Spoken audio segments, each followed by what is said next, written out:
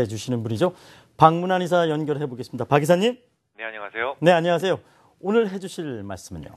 네, 어제는 경기의 흐름에 대한 순서도를 설명드렸었죠. 오늘은 좀 더 실증적인 데이터로 입증을 해드리도록 하겠습니다. 먼저 오늘 새벽 선진시장이 크게 하락했죠. 유가 하락이 주요 원인이었다는 것을 쉽게 알 수 있는데요. 북해 유전의 지분을 가지고 있는 영국이 가장 많이 하락했고, 로얄 더치셀이 4.67%, 토탈이 3%, 툴로오일이 6% 하락하는 등 주로 정유주 중심으로 낙폭이 컸다라는 점을 통해서 그러니까 오늘 새벽 주가 하락의 원인은 유가 하락 때문이다라는 것을 알 수 있습니다. 유가 하락의 원인을 찾자면 이란 핵 협상이 조만간 시작될 것이고 경제 제재 조치가 풀릴 수도 있다라는 전망과 더불어서 EIA의 올해 평균 유가 전망치가 크게 낮아졌기 때문입니다. 여기에 그리스가 제시했던 개혁안에 대해서 트로이카가 반기를 들면서 유로화 약세가 다시 두드러진 것도 주가 하락에 일조했을 겁니다. 그거 말고 또 있나요? 이런 악재들은 우리가 익히 알고 있는 매우 진부한 악재로 악재의 지속성이 약합니다. 결론부터 말씀드리자면 흔들리면 사고 오르면 팔지 않는다라는 제 계획이 수정될 이유는 전혀 없습니다. 결론을 먼저 말씀드렸으니 이제 입증을 해드릴 차례입니다. 아마도 시청자 여러분들께서 가장 궁금하신 점이 아닐까 싶은데요. 기업들이 결국 투자를 하지 않으면 과거 일본처럼 다시 하락할 수도 있지 않겠느냐, 이런 거 말이죠. 당연합니다. 하지만 제가 어제 말씀드렸던 그 경기 진행의 순서를 잘 기억해 주십시오. 중요한 것은 2차 소비가 일어나지 않으면 기업들은 설비 투자를 하지 않는다라는 것을 강조드렸습니다. 팔리지도 않는 물건을 왜 팔겠습니까? 왜 만들겠습니까? 그래서 2차 소비가 시작되었다라는 강력한 증거만 제시하면 되겠네요. 월마트의 임금 인상을 2차 소비가 시작되었다라는 증거로 제시해 드립니다. 아시다시피 월마트는 부자들이 이용하는 고급 백화점이 아닙니다. 일반 서민들이 이용하는 마트죠. 이곳이 분주해지기 시작했다는 것은 일반 대중의 소비, 즉 2차 소비가 시작됐다는 것을 의미합니다. 월마트는 2주 전에 50만 명의 근로자들의 최저임금을 시간당 7.25달러보다 무려 24%나 높은 9달러로 올리겠다라고 발표했습니다. 정부가 임금을 올리라고 압박을 한 것도 아니고 임금 인상의 가장 큰 이유는 사람 구하기가 어려워서였습니다.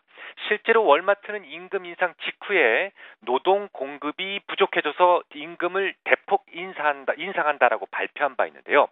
게다가 오늘 새벽에 발표된 2월 소기업 낙관 지수를 보면 98을 기록하면서 지난 2007년도 초 이후 세 번째로 높은 수치를 발표했는데요. 전체 소기업 중에 29%는 원하는 분야에서 인력 채용을 하지 못했다라고 답변했다는 점에 주목하실 필요가 있습니다. 결국 인력이 매우 부족하다라는 것이죠. 기업의 투자가 없다면 인력이 부족할 정도로 고용시장의 강력한 회복, 꿈도 꿀 수 없습니다. 그러니까 이 두 가지 자료만 가지고도 지금 시장은 기업의 투자가 시작되는 시기, 즉 실적 장세로 전환되고 있다라는 것을 알 수 있는 것이죠. 한 가지만 더 말씀드리겠습니다. 예전에 저는 제가 시황에 매우 능통하다고 착각을 했던 적이 있습니다. 그리고 시장을 마구 예측하려 했었죠. 참 바보 같은 생각이었습니다. 시장에 대한 생각은 FMC에서 가장 잘합니다. 그곳에 있는 10명의 잔뼈가 굵은 노인들이 세계 경제 흐름에 대한 판단을 하는데요. 제가 알기로 지구상에서 최고입니다. 저보다 잘합니다. 최경환 경제부총리보다도 더 잘합니다. 그들이 하는 결정에 대해서 아니라고 항변할 생각이 저는 전혀 없습니다. 과거 연방준비제도 이사회 의장이었던 폴 볼커가 금리를 너무 급하게 상승시키는 바람에 피해 목요일이라고 하는 급락을 야기시킨 적이 있었죠. 금리 인상이 늦어서 오는 부작용에 비해서 너무 빨라서 오는 상실이 훨씬 더 크다라는 것을 연준의 노인들은 잘 알고 있습니다.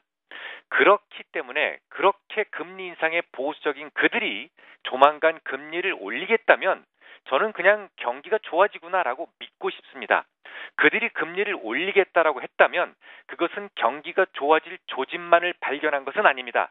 이미 좋아졌다라는 것을 확인했다라는 얘기가 됩니다. 이미 자넷 옐런은 올해 안에 금리를 올릴 것을 거의 기정사실화하고 있습니다. 또한 그런 이유로 지금 미국의 채권 시장에서는 장단기 금리 차이가 분명하게 확대되고 있습니다. 장기물의 금리가 오르고 단기물의 금리가 하락해서 생기는 장단기 금리의 확정 현상은 당연히 연준이 금리 인상이 임박했다라는 매우 강력한 증거가 됩니다. 주식시장에 비해 3배나 많은 돈들이 모여있는 채권시장에서 이미 조만간 연준이 금리를 올리게 될 것이다라는 확신을 가지고 있다라는 말이 됩니다. 채권 펀드 매니저들이 향후 금리 상승의 위험을 제어하기 위해서 가급적 단기채로 포트를 채우고 있기 때문이죠. 단기채를 매수하고 장기채를 매도하기 때문에 금리는 반대로 단기채에서 하락하고 장기채에서 오르는 현상이 두드러지게 되는 것입니다. 다시 말씀드리자면 조만간 경기가 좋아진다고 하는 것은 저 따위가 예측할 수 있는 사항이 아닙니다. 저는 이미 오래전부터 시장을 함부로 판단하지 않습니다. 단지 관찰할 뿐입니다. 그리스나 우크라이나 이란 문제로 인해서 시장은 잠시 출렁일 수 있습니다. 어떻게 곧게 상승만 하겠습니까? 하지만 그런 진부한 뉴스로 시장이 흔들리면 사야 합니다.